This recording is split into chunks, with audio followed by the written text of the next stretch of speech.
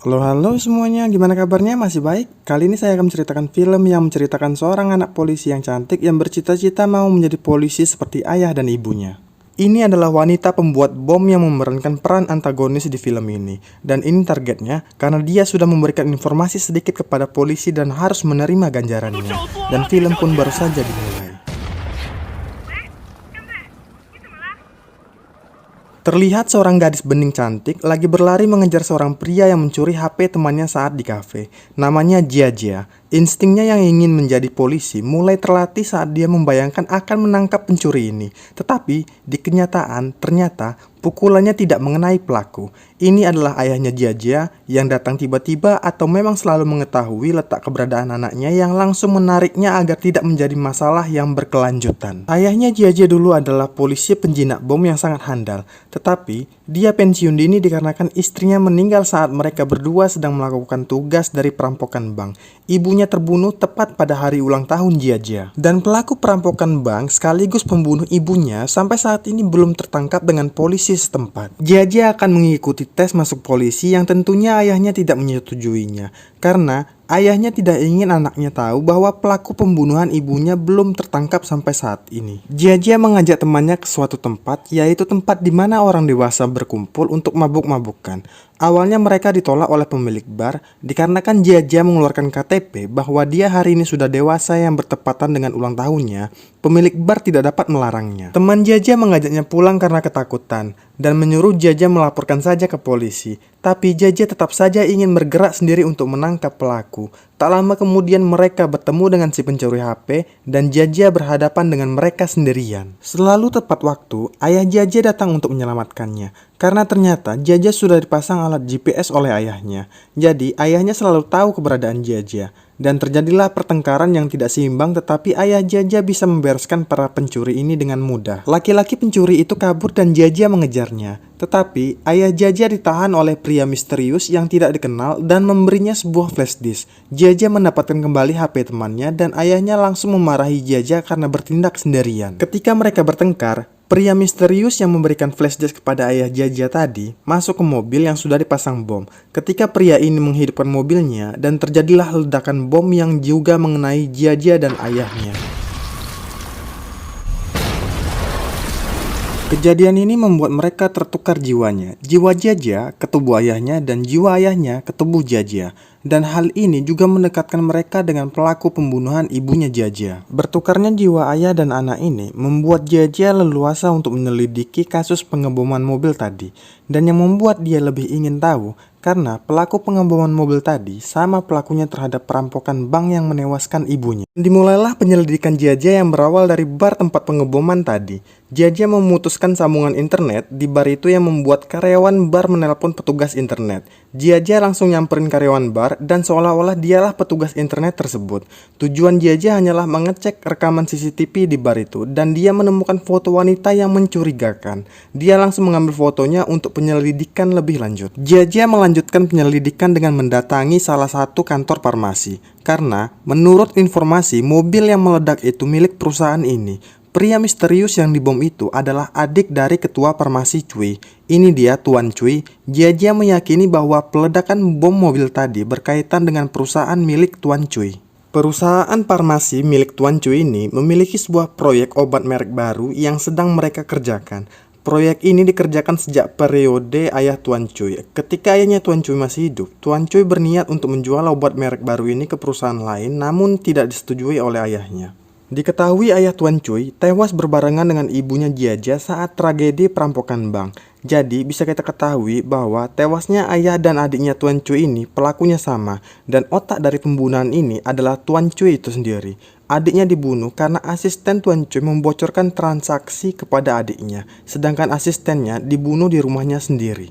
Ketika Jia Jia pulang yang sudah ditunggu ayahnya, mereka sedikit bertengkar karena Jia Jia pergi menyelidiki kasus pengeboman. Ayahnya yang berada di tubuh Jia Jia mengancam bahwa dia tidak akan mengikuti tes polisi. Namun akhirnya mereka membuat kesepakatan bahwa ayah Jia Jia akan mengikuti tes polisi menggunakan tubuh Jia Jia dan Jia Jia berjanji tidak akan menyelidiki kasus itu lagi menggunakan tubuh ayahnya. Tetapi ketika Jia sudah mengantarkan ayahnya ke sekolah, Jia bertemu dengan wanita yang ada di foto CCTV yang dia temukan di bar tempat pengeboman. Dia pun terpancing untuk melakukan pengejaran terhadap wanita tersebut, dan dia pun disekap oleh wanita itu hingga pingsan. Ketika Jia disadarkan oleh ayahnya, Jia kehilangan bukti foto wanita yang berada di bar tersebut. Fotonya sudah dihapus ketika Jia pingsan tadi. Namun ternyata HP zaman sekarang memiliki suku cadang foto yang bisa mengembalikan foto yang sudah terhapus. Polisi wanita ini melihat foto yang ada di HP. Dia mengatakan bahwa wanita ini ada di kejadian perampokan bank 5 tahun lalu yang merenggut nyawa ibunya Jia. Wanita ini menggunakan seragam karyawan bank yang sudah ditukar dengan seragam perampok sehingga membuat dia bebas seakan tidak ada yang terjadi. Dan terungkaplah fakta yang sebenarnya yang selama ini disembunyikan oleh ayahnya, bahwa ayah Jia mengatakan pelaku yang merenggut nyawa ibunya sudah tewas di bank, padahal pelakunya masih bebas berkeliaran sesuka hatinya. Jia sudah membulatkan tekad untuk mencari pelaku yang telah membunuh ibunya, dan ayahnya akan membantu Jia untuk belajar menjadi polisi yang sesungguhnya. Ayahnya melatih kemampuan menjinakkan bom, meningkatkan stamina Jia, mengajarkan strategi, mengajarkan semua hingga menjadi polisi profesional. Jia yang dibantu ayahnya melanjutkan penyelidikan terhadap Tuan Cuy. Di saat mereka sedang berdiskusi di tempat parkiran perusahaan Cuy, mereka menemukan sumber sinyal di gerbang utama. Jia langsung berlari sendirian tidak sabaran, dan ternyata mereka sudah terpancing oleh pelaku. Jia mengejarnya sampai di sebuah rumah, dan dia juga sempat menelpon rekan sesama polisinya bernama Muyun. Dan di rumah ini Jia melihat sebuah simbol di selembaran kertas sama seperti simbol di flashdisk yang sempat diberikan adik Tuan Cuy di bar. Jia langsung menelpon ayahnya untuk menanyakan flashdisk itu. Ayahnya mengingat kode yang diberikan adiknya Tuan Cuy dan segera memberikan kodenya itu kepada Jia. Dan di saat yang bersamaan, ayahnya sudah dikepung dengan segerombolan pria. Ayahnya kalah karena dikeroyok dan dia ditangkap oleh Tuan Cuy. Saat Jia sedang mengecek isi dari flashdisk dan Muyun teman ayahnya datang, tiba-tiba bom meledak dari ruangan itu. Jia tidak terluka parah karena dia terhalang tembok. Hanya Muyun yang tidak sadarkan diri. Jia mendapat sebuah telepon yang berasal dari Tuan Cuy. Di sini nampak Tuan Cuy terkejut karena Jia masih selamat dari kejadian tadi. Tuan Cuy memberi kabar bahwa ayahnya sudah ditangkap dan Jia disuruh datang untuk menjemputnya sendirian sebelum jam 7 malam karena ayahnya sudah dipasang bom. Jia langsung datang sendirian ke tempat di mana ayahnya. Dia mematikan skring listrik bangunan dan menyelinap masuk ke gedung di mana ayahnya berada. Ini dia pelakunya yang belum saya kenalkan, namanya Ting. Ting melihat lampu di gedung mati, langsung bergegas menyuruh anak buahnya mengecek skring listriknya. Tak lama kemudian, hiduplah lampu yang membuatnya langsung menuju ke ruang tahanan. Jia keringat dingin dengan bom yang akan dia jinakkan yang berada di tubuh ayahnya. Dia sempat ragu, namun ayahnya menyerahkan semuanya kepada Jia. Jia langsung mengambil headsetnya. Dengan kenyamanan hatinya dia mampu untuk menjinakkan bom tersebut. Ketika Ling dan anak buahnya berhasil masuk ke ruangan, terjadilah pertempuran antara Ling dan anak buahnya versus Jia dan ayahnya.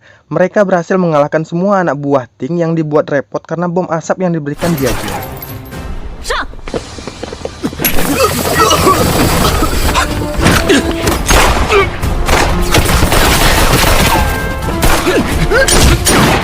Melihat Ling akan kabur, Jia langsung mengejarnya. Namun saat mereka saling tembak, Jia kehabisan peluru. Jia berusaha mendekati Ling dan menjatuhkan pistolnya, dan terjadilah duel di antara mereka berdua. Ling berhasil menjatuhkan Jia dan dia hampir menusuk Jia dengan sebuah pisau.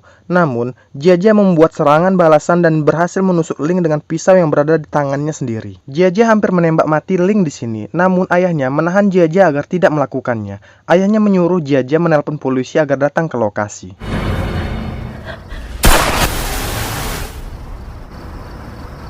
Mereka langsung menuju ke lab Tuan Cuy untuk menangkapnya juga. Terjadilah perkelahian di sini. Tuan Cuy terdesak dengan mereka berdua dan akhirnya dia memakai obat yang sedang menjadi penelitiannya saat ini. Ternyata itu adalah obat kuat, obat yang bisa membuat orang lemah menjadi berotot yang ketahanan lamanya tidak diketahui. Tuan Cuy juga mengatakan kekecewaannya terhadap ayahnya karena tidak memberikan surat warisan harta kepadanya. Jia dan ayahnya terdesak saking kuatnya Tuan Cuy saat ini. Tuan Cuy berniat membunuh Jia dengan besi tajam, tetapi ayahnya Jia memberikan informasi kepada Tuan Cuy bahwa ayahnya Tuan Cuy sebenarnya memberikan warisannya kepada Tuan Cuy bukan kepada adiknya. Tetapi Tuan Cuy tidak percaya walaupun ayah Jia sudah memberikan selembar kertas tentang hak waris keluarganya. Alhasil, ayahnya Jia yang berada di tubuh Jia yang bening ini ditancap besi oleh Tuan Cuy. Jia langsung menghajar dengan tabung pemadam api tepat di kepala Tuan Cuy. Jia langsung mengangkat ayahnya dan membawa kabur ayahnya. karena ruangan ini sudah dipasang bom di awal dan mereka kehabisan waktu. Sayangnya, waktu mereka tidak cukup untuk kabur dan mereka terkena juga ledakan bom itu. Dan ledakan bom tadi membuat jiwa anak dan ayahnya kembali ke tubuh mereka masing-masing. Saat di rumah sakit, Muyun mengunjungi mereka berdua dan memberikan kabar bahwa Ling berhasil kabur. Namun ternyata, Jia sudah memasang pelacak di mainan Ling dan membuatnya tertangkap saat ingin pergi. Dan film pun selesai.